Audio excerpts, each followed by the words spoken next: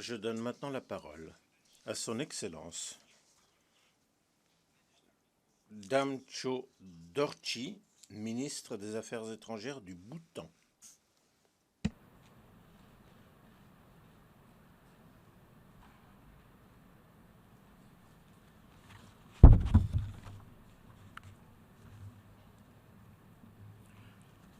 Mr. President, Excellencies, Excellences, Mesdames, Messieurs, avant tout, je tiens à transmettre à l'Assemblée générale les chaleureuses salutations de Sa Majesté le roi du Bhoutan. Monsieur le Président, je vous félicite de votre élection et je vous assure du plein appui de ma délégation face à vos responsabilités. Je tiens également à remercier M. Sam Kutesa, président de la 69e session, pour la remarquable direction qu'il a assurée aux travaux de l'Assemblée générale l'année dernière, notamment pour faire avancer les négociations complexes sur le programme de développement au-delà de 2015 et leurs conclusions heureuses. Je tiens également à remercier le secrétaire général Ban Ki-moon et son équipe pour les efforts inlassables pour promouvoir les travaux multiples de l'organisation au cours de l'année qui s'est écoulée. À 70 ans, les Nations unies ont comme base le multilatéralisme et l'égalité souveraine des nations. Cela demeure indispensable. Les Nations unies consacrent la volonté collective et la conscience de l'humanité pour un monde plus pacifique, plus sûr et plus prospère. Son existence reflète notre engagement durable en faveur des objectifs et des principes de la Charte des Nations unies. Toutes les nations, grandes, petites, riches ou pauvres, se sont engagées à travailler ensemble pour réaliser nos objectifs et nos aspirations communes. Monsieur le Président, au cours des 7 dernières décennies, les Nations unies ont beaucoup fait, comme cela a été promis par la Charte, et il est donc tout à fait naturel que nous rendions hommage à ces réalisations. Des millions de personnes ont pu être sauvées grâce aux efforts d'aide au vaccin des enfants, l'élimination de la variole, la lutte contre le sida, l'alimentation de millions de personnes chaque année dans des pays touchés par les guerres, les conflits, les catastrophes naturelles. De la négociation des accords de paix à la conduite d'opérations de maintien de la paix, à la promotion de la démocratie, la création d'un système international des droits de l'homme, de la lutte contre le changement climatique, à la réduction de l'extrême pauvreté, à la prévention de la diffusion de l'utilisation des armes nucléaires. Cela est déjà remarquable. Toutefois, au moment où nous célébrons ces progrès, il serait bon de voir ce qui attend notre organisation. Car tous les jours, nous voyons que nous sommes loin d'avoir réalisé l'objectif de paix, sécurité, prospérité et dignité humaine pour tous. Qu'il s'agisse de conflits et d'actes de terrorisme ou les impensables stocks d'armes de destruction massive, qu'il s'agisse des inégalités qui persistent entre et parmi les nations, ou les attentes croissantes de milliards de personnes vivant quasiment en marge de l'existence, qu'il s'agisse de changements climatiques qui menacent notre survie même. Nous n'avons d'autre choix que de trouver des solutions à ces défis planétaires. Monsieur le Président, la paix, la sécurité et les droits de l'homme doivent aller la main dans la main avec le développement durable. Depuis plusieurs années, nous avons fait le point sur l'état du monde, des peuples, de notre planète. Nous avons procédé à un examen d'ensemble des défis et des occasions à saisir. Et dans l'esprit de coopération que beaucoup pensaient impossible, nous avons adopté un agenda ambitieux et transformant pour le développement durable. Il est temps maintenant de traduire cet agenda 2030 en actions concrètes. Le faire honnêtement, individuellement et collectivement. Monsieur le Président, depuis que nous sommes entrés aux Nations Unies il y a 44 ans, sous la sage et capable direction de nos monarques, le peuple du Bhoutan s'est efforcé de réaliser sa vision et les objectifs fixés dans la charte. Guidé par notre philosophie de développement de bonheur national brut, qui est essentiellement le développement avec des valeurs, nous avons toujours travaillé pour faire en sorte que la paix, la sécurité, le bonheur et le bien-être de notre peuple demeurent au centre du développement.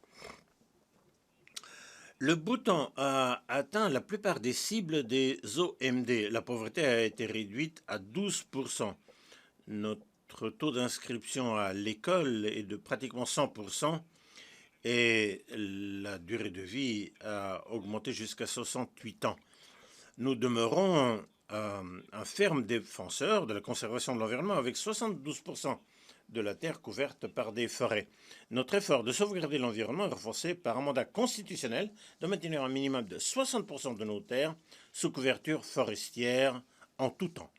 Nos progrès n'auraient pas été possibles sans bonne gouvernance. Depuis des décennies, sous la direction éclairée de nos monarques, nous avons choisi la démocratie.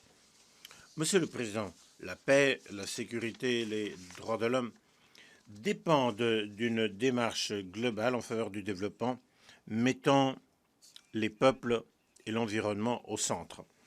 Le Bhoutan a présenté un projet de résolution intitulé « Le bonheur envers une démarche holistique pour le développement » en 2011. Un an plus tard, nous avons été heureux de voir que l'Assemblée générale a décidé d'observer le 20 mars de cette année en tant que journée internationale du bonheur. La poursuite du bonheur est un droit humain fondamental et consacre l'esprit du programme 2030. Nous sommes prêts à partager notre expérience avec le bonheur national brut et à contribuer au paradigme et indicateur du développement.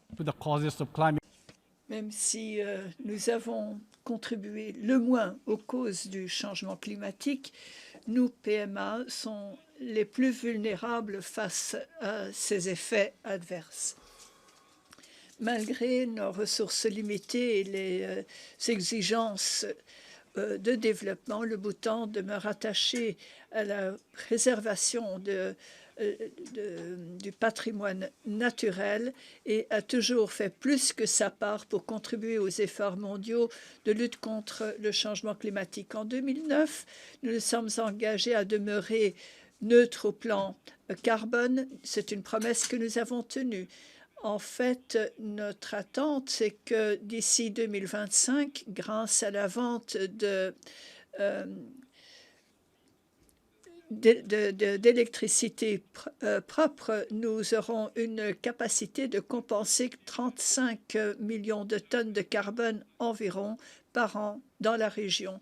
Ce n'est pas une petite réalisation, considérant que nos émissions ne constituent que 7% de ce chiffre. Je suis heureux d'annoncer que cette semaine, le Bhoutan a ratifié l'amendement de Doha au protocole de Kyoto et a soumis ses contributions déterminées nationalement à la Convention cadre des Nations unies sur le changement climatique. Pour appuyer le travail de l'ONU dans ce domaine, dans le domaine de la paix et de la sécurité internationale, nous avons commencé à contribuer aux opérations de maintien de la paix en 2014. Nous demeurons des partenaires engagés et œuvrons à l'approfondissement et l'élargissement de l'engagement de maintien de la paix des Nations unies. Aujourd'hui, nous nous enorgueillons du fait que les gardiens de la paix du Bhoutan sont déployés dans 9 missions de maintien de la paix. Nous n'avons aucun doute que le programme de 2030, dans 15 ans, et sa réalisation dans 15 ans représente un défi redoutable.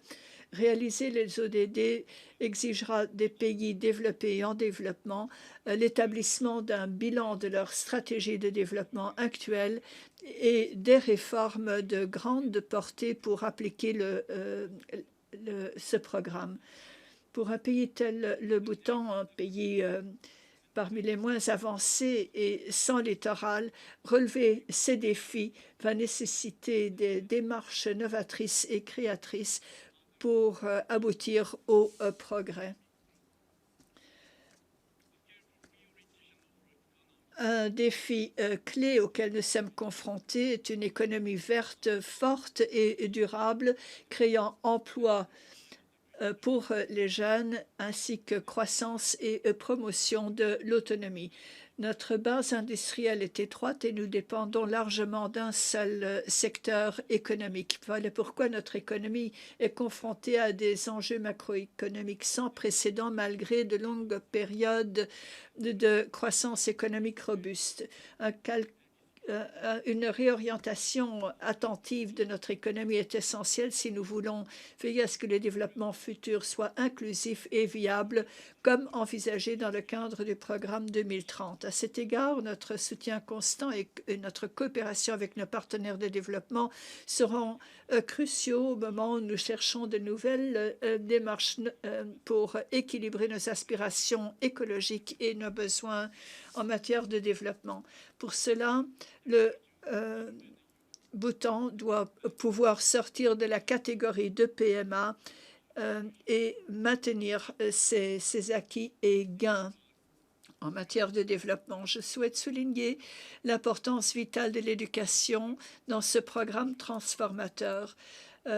Bon nombre des ODD du programme 2030 ne pourront être réalisés à moins qu'il n'y ait des investissements dans le système de l'éducation, un système qui se voudra dynamique et pertinent dans nos pays, un système aidant nos enfants et jeunes en leur offrant des valeurs justes, les bonnes valeurs, les savoirs et compétences qui reflètent nos aspirations et nos objectifs. À cet égard, nous sommes heureux de noter qu'une éducation inclusive, équitable et de qualité pour tous est un objectif autonome dans ce nouveau programme.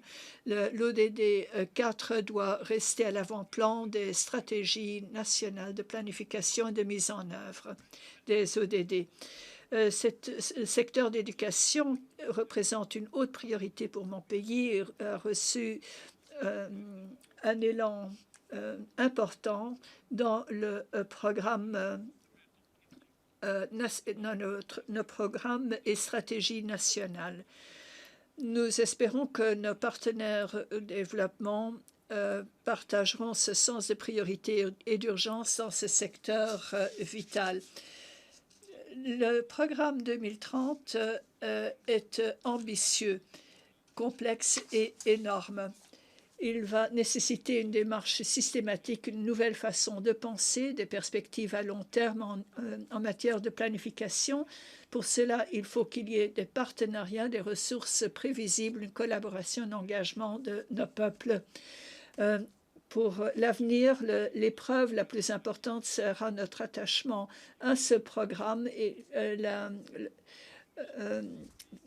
en passant par la COP 21, un accord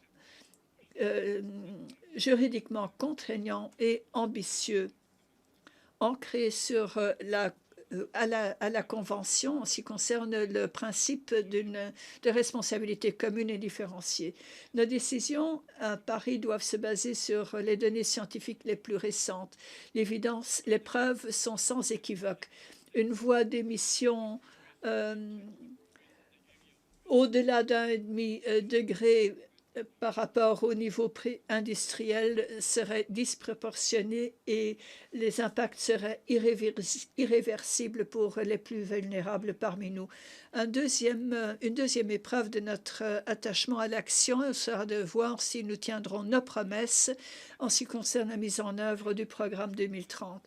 Nous devons faire des progrès tangibles de réforme de l'ONU. Il faut qu'il y ait une revitalisation de l'Assemblée générale et de l'ECOSOC, ce qui est critique pour un mécanisme robuste de mise en œuvre de ce programme.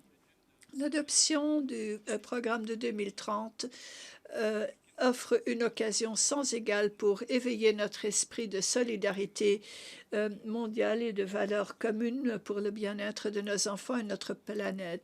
Et je cite Sa Majesté le roi du Bhoutan: mettons l'intérêt de l'humanité et non pas des populations nationales ou circonscriptions nationales Au-dessus de tout, prenons des risques politiques de fermes décisions pour répondre aux besoins de l'humanité. La réponse aux problèmes mondiaux sera facile une fois que nous aurons compris que la simplicité universelle, le sens d'une planète commune, d'un sort commun pour nous tous, appelle un effort humain de la part de tous et non pas un changement négocié. Je vous remercie. Au nom de l'Assemblée générale, je voudrais remercier le ministre des Affaires